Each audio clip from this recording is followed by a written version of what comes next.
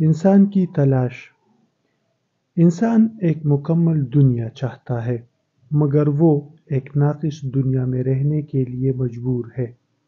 ہماری خوشیاں بے حد عارضی ہے۔ ہماری ہر کامیابی اپنے ساتھ ناکامی کا انجام لیے ہوئے ہے۔ ہم اپنی امیدوں کی صبح کو بھرپور دیکھ بھی نہیں پاتے کہ اس پر شام آ جاتی ہے۔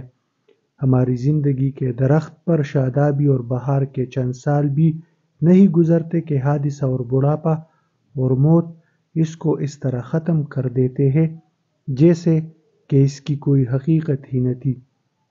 پھول کس قدر حسین ہوتے ہیں، مگر پھول صرف اس لیے کھلتے ہیں کہ وہ مرجھا جائیں۔ سورج کی روشنی کتنی لطیف ہے، مگر سورج کی روشنی کے لیے مقدر ہے کہ وہ کچھ دیر کے لیے چمکے اور اس کے بعد رات کا تاریک پردہ اسے چھپائے۔ ایک زندہ انسان کیسا معجزاتی وجود ہے، مگر کوئی انسان اپنے آپ کو موت اور حادثات سے نہیں بچا سکتا۔ یہی موجودہ دنیا کی تمام چیزوں کا حال ہے۔ یہ دنیا ناقابل قیاس حد تک نفیس اور بامعنی ہے، مگر یہاں کی ہر خوبی زائل ہونے والی ہے۔ یہاں کی ہر چیز میں کوئی نہ کوئی نقص کا پہلو ہے جو کسی طرح اس سے جدا نہیں ہوتا۔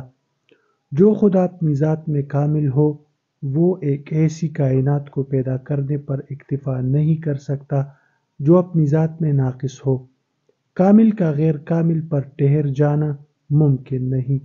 یہی اس بات کا ثبوت ہے کہ موجودہ دنیا آخری نہیں۔ ضروری ہے کہ اس کے بعد ایک اور دنیا آئے جو موجودہ دنیا کی کمیوں کی تلافی کرنے والی ہو۔ موجودہ دنیا کے متعلق یہ معلوم ہو چکا ہے کہ وہ فانی ہے۔ وہ تقریباً 20,000 ملین سال پہلے ایک خاص وقت میں وجود میں آئی۔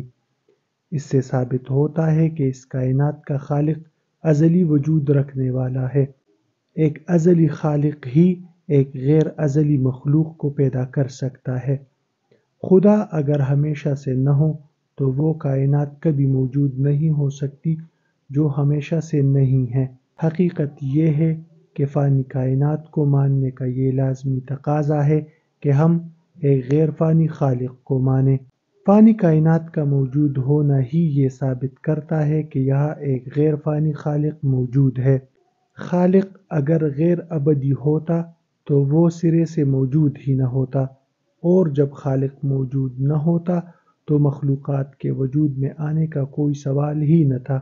جب ہم کہتے ہیں کہ دنیا 25 نومبر کو پیدا ہوئی تو اس کا لازمی مطلب یہ ہوتا ہے کہ 25 نومبر سے پہلے بھی کوئی موجود تھا جس نے اس کو پیدا کیا۔ اگر کہا جائے کہ پیدا کرنے والا بھی کسی پچھلے 25 نومبر کو پیدا ہوا تھا تو یہ بات بالکل ہی بے معنی ہوگی۔ پیدا کرنے والا اگر پچھلے کسی 25 نومبر کو پیدا ہونے والا ہو تو وہ کبھی پیدا ہی نہیں ہو سکتا۔ حقیقت یہ ہے کہ خالق ہمیشہ سے تھا، اس لیے اس نے غیر ہمیشہ کو پیدا کیا۔ اگر وہ ہمیشہ سے نہ ہوتا تو وہ سرے سے موجود نہ ہوتا، پھر غیر ہمیشہ کا وجود کہاں سے آتا؟ خدا ازلی ہے، اور اسی لیے خدا ایک کامل ہستی ہے، کیونکہ ازلیت کمال کا سب سے بڑا وصف ہے۔ جو ازلی ہو وہ لازماً کامل بھی ہوگا۔ ازلیت اور کمال دونوں کبھی ایک دوسرے سے جدا نہیں ہو سکتے۔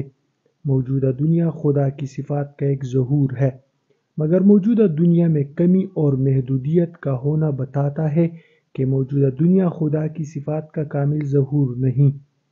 کامل اور ابدی خدا کی صفات کا کامل ظہور وہی ہے جو خود بھی کامل اور ابدی ہو۔ حقیقت یہ ہے کہ ہماری دنیا کو ابھی ایک اور دنیا کا انتظار ہے۔ خدا کی صفات کا ظہور اپنی تکمیل کے لیے ابھی ایک اور ظہور کا تقاضا کرتا ہے۔ جنت خدا کی وہ دنیا ہے جہاں اس کی صفات اپنے پورے کمال کے ساتھ ظاہر ہوں گی۔ جنت ان تمام کمیوں سے پاک ہوگی جن کا ہم آج کی دنیا میں تجربہ کرتے ہیں۔ جنت خدا کی اس قدرت کاملہ کا مظہر ہے کہ وہ حسن میں ابدیت کی شان پیدا کر سکتا ہے۔ وہ لذت کو لامحدود بنانے کا اختیار رکھتا ہے۔ وہ ایسی دنیا کی تخلیق کر سکتا ہے جہاں اتاہ سکون ہو اور جس کا چین کبھی ختم نہ ہو سکے۔ ہر آدمی ایک اندھے کے سکون کی تلاش میں ہے۔ ہر آدمی ایک ایسی مکمل دنیا کا طالب ہے جس کو وہ ابھی تک پا نہ سکا۔ یہ طلب موجودہ کائنات میں اجنبی نہیں۔ جو کائنات ایک ازلی خدا کی شہادت دے رہی ہو، وہاں ازلی خوبیوں کی ایک دنیا کا ظہور اتنا ہی ممکن ہے جتنا خود موجودہ غیر ازلی دنیا کا ظہور، کیونکہ جس کائنات کا خالق اپنی ذات میں ازلی ہو، وہ اپنی صفات کے غیر ازلی ظہور پر اکتفا نہیں کر سکتا۔ جس خدا نے نیست سے ہست کو پیدا کیا، وہ یقیناً ہست میں ابدیت کی شان بھی پیدا کر سکتا ہے، اور یقیناً دوسرا کارنامہ پہلے کارنامہ سے کچھ مشکل نہیں۔ ازلیت ایک خاص الخاص خدائی صفت ہے۔ اس صفت میں کوئی بھی اس کا شریک نہیں۔ ازلیت اعلیٰ ترین کمال ہے جو صرف ایک خدا کے لیے سزاوار ہے۔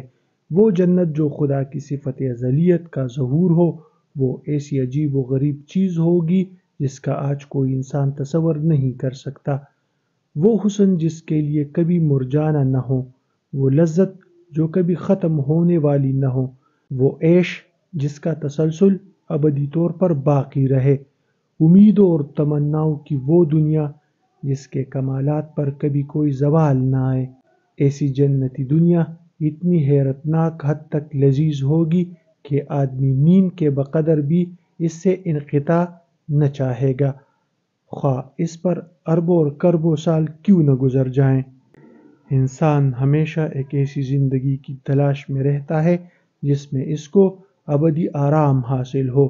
وہ تلاش صحیح بھی ہے اور انسانی فطرت کے مطابق بھی، مگر ہمارے خوابوں کی یہ ازلی زندگی ہمیں موجودہ دنیا میں نہیں مل سکتی۔ موجودہ دنیا میں ابدی خوشیوں کا نظام بننا ممکن نہیں۔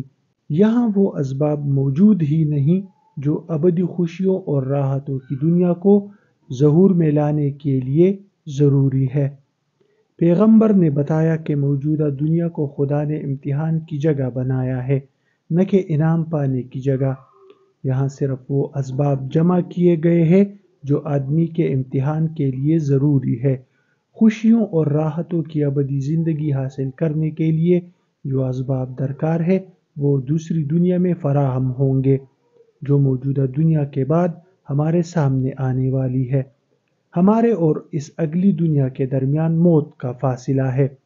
موت آدمی کے امتحان کی تکمیل کا وقت ہے، اور اسی کے ساتھ آگے کی ابدی دنیا میں داخل ہونے کا بھی۔